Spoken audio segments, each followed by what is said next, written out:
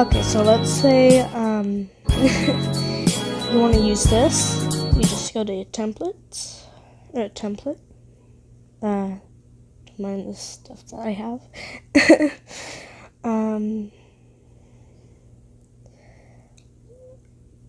I might just do Mina, so let's select. I normally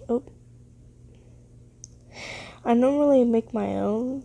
Well, not normally, but sometimes I do. Just do that, and then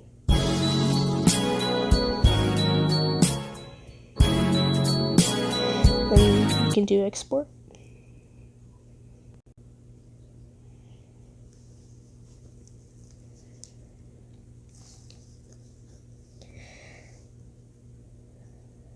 This is just a video to help maybe some people. Hopefully it helps.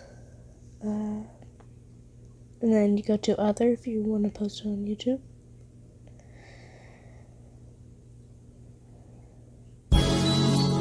Okay, like what you're doing.